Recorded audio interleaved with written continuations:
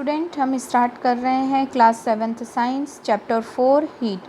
हम previous videos में heat के बारे में जनरल कॉन्सेप्ट और हमने थर्मामीटर के बारे में देखा था, टेम्परेचर मेजरिंग जो डिवाइस है कि किस तरह से थर्मामीटर से टेम्परेचर मेज़र किया जाता है। यदि आपने हमारे वो वीडियो नहीं देखे हैं तो आप हमारे चैनल ब्रजेश बागड़ी पे जाके वो वीडियो देख सकते हैं। अगर आपको हमारे वीडियो पसंद आ रहे हैं तो हमारे चैनल को लाइक एवं सब्सक्राइब करें, साथ ही साथ बेल आइकॉन प्रेस करें ताकि आपको लेटेस्ट वीडियो की अपडेट जो है वो मिलती रहे। अब हम आगे थोड़ा सा देखेंगे। Is the body temperature of every person is 37 degree Celsius. क्या हर व्यक्ति का बॉडी टेम्परेचर 37 डिग्री ही होता है? देखिए, द टेम्परेचर ऑफ, दरअसल हर व्यक्ति का जो बॉडी टेम्परेचर है वो 37 डिग्री सेल्सियस नहीं होता है। कई बार इससे थोड़ा सा ज़्यादा या थोड़ा सा कम हो सकता है। तो नॉर्मल टेम्परेचर जो है वो क्या है? ये जो है ये एवरेज टेम्परेचर है ना। तो नॉर्मल एवरेज बॉडी टेम्परेचर है जो कई लोगों का देखा गया। तो ये जो है ये क्या है? एवरेज बॉडी टेम्परेचर है। The clinical thermometer is design to measure the temperature of human body only. जो क्लिनिकल थर्मामीटर होता है वो इस तरह से डिज़ाइन किया जाता है कि सिर्फ उससे ह्यूमन बॉडी का टेम्परेचर ही मेज़र किया जा सके। The temperature of human body normal does not go below 35 degree Celsius और अबव 42। और इसलिए ह्यूमन बॉडी का टेम्परेचर जो है ना ही वो 35 से कम होता है और ना ही 42 से ज़्यादा होता है। इसीलिए जो थर्मामीटर की रेंज है टेम्परेचर मेज़र करने की, थर्मामीटर की टेम्परेचर मेज़र करने की जो रेंज है वो कितनी है? 35 degree centigrade to 42 degree centigrade. ठीक है, अब हम आगे देखें। एक बहुत ही ज़रूरी चीज़ है, सावधानी रखें। Do not use a clinical thermometer for measuring the temperature of any object other than the human body. Also avoid keeping the thermometer in the sun or near a flame, it may break. जो हमारा clinical thermometer है इसका use किसी भी दूसरी चीज़ को, human body के अलावा किसी भी दूसरी चीज़ को मेज़र करने में नहीं करना चाहिए।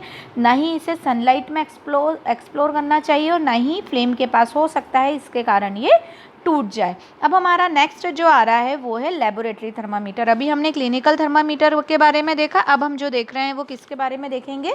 लेबोरेटरी थर्मामीटर के बारे में। How do we measure the temperature of other object? अब हम देखिए, क्लिनिकल थर्मामीटर से तो सिर्फ हम ह्यूमन बॉडी का टेम्परेचर मेज़र कर सकते हैं, बट यदि हमें किसी भी दूसरे ऑब्जेक्ट का टेम्परेचर मेज़र करना हो तो वो हम किस तरह से कर सकते हैं? For this purpose there are other thermometer. इसके लिए एक दूसरा थर्मामीटर होता है और वो क्या है? One such thermometer is known as the laboratory thermometer.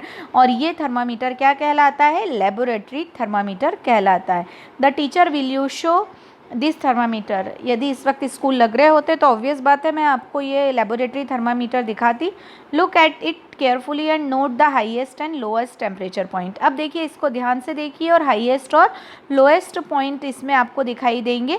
तो हाईएस्ट और लोएस्ट यदि हम देखेंगे तो ये कहाँ से स्टार्ट हो रहा है? -10 से। देखिए, आपको ये जो है ये 0 दिखाई दे रहा है और 0 के बाद भी क्या गया है? एक नीचे गया है, मतलब एक नीचे गया है, कितना हो गया? -10। और यहाँ ये 100 से एक ऊपर गया है, मतलब 110 तक। तो ये जो रेंज है इसकी जनरली कितना है? -10 से 110 डिग्री सेंटीग्रेड। Also as you did in the case of clinical thermometer find out how much a small division on this thermometer. अब इसमें हम मेज़र करें कि कितने स्मॉल यूनिट्स हैं, है ना। तो वो हमें मेज़र करना है, आप लोगों को देख के और बताना है कि कितने हैं। वैसे इसमें जो होते हैं वो 10 यूनिट्स हैं स्मॉल। 10, 1 डिग्री सेंटीग्रेड से 2 के बीच में जो है 10 स्मॉल यूनिट्स हैं। ठीक है, फिर अब एक एक्टिविटी दी है, take some tap water in a beaker. Tap water लेना है, मतलब जो नल का पानी आता है वो बीकर और मग में लेना है और उसमें थर्मामीटर को डिप करना है ना, उसके अंदर। और ऐसा हो ना हो कि उसकी बॉटम, जैसे ये मग है तो इसके बॉटम को टच नहीं होना चाहिए, साइड को नहीं टच होना चाहिए, ऐसे हमको सीधे रखना है थर्मामीटर को। ठीक है ना, इधर उधर टच नहीं करना है। होल्ड द थर्मामीटर वर्टिकली है, ठीक है, सीधा रखना है। Observe the movement of mercury in the thermometer. और फिर मर्क्यूरी के मूवमेंट को ऑब्जर्व करना है कि ऊपर चढ़ रहा है, कहाँ जा रहा है, कितना हो रहा है। ठीक है, थोड़ी देर बाद हम देखेंगे कि मर्क्यूरी जो है वो रुक गया एक जगह जाके, फिर वो स्टॉप हो गया। तो उसके बाद फिर हमें उस पॉइंट की क्या करनी है? रीडिंग। ठीक है, और उसे नोट डाउन कर लेना है। ये जो आया ये टेम्परेचर आ गया वाटर का एट दैट टाइम। ठीक है, उस वक्त क्या टेम्परेचर आया वो हमें पता लग गया। ठीक, अब कुछ प्रिकॉशन दिए हुए हैं क्लिनिकल इसके अलावा देखिए, should be up kept upright not tilted, हमेशा जब भी लेबोरेटरी थर्मामीटर यूज़ करते हैं तो इसे सीधा रखना चाहिए। Bulb should be the surrounded from all sides of the substance, bulb जो है वो क्या होना चाहिए, सब्सटेंस के चारों तरफ होना चाहिए जिसका हमें टेम्परेचर मेज़र करना है। जैसे हमने इसका, इस मग का करना था वाटर का, तो हमने क्या किया है, वाटर इसके आसपास है ना, इसके चारों तरफ है, ताकि जो है of which the temperature is to be measured, the bulb should not touch the surface of the container, और बल्ब जो है कंटेनर की सरफेस को टच नहीं करना चाहिए, कंटेनर की सरफेस पे इधर उधर कहीं भी टच नहीं होना चाहिए, ठीक है ना। अब फिर compare the temperature of water recorded by each student in the class, अब सभी ने जो रीडिंग नोट डाउन करी है उसको मिलाना है, ठीक है। अब क्या करना है, फिर वेरिएशंस यदि आ रहे हैं तो वो देखना है और क्या कारण हो सकते हैं, ठीक है। तो अब देखिए, फिर दूसरा हम देखते हैं activity 4.5, let some hot water in the beaker और अ मग, थोड़ा सा गर्म पानी लेना है, ठीक। अब उसमें क्या करना है, थर्मामीटर इन द वाटर, अब उसमें डीप करना है थर्मामीटर को, wait till the mercury thread become steady and note the temperature, और तब तक वेट करना है जब तक वो मर्क्यूरी है वो एक जगह रुक ना जाए।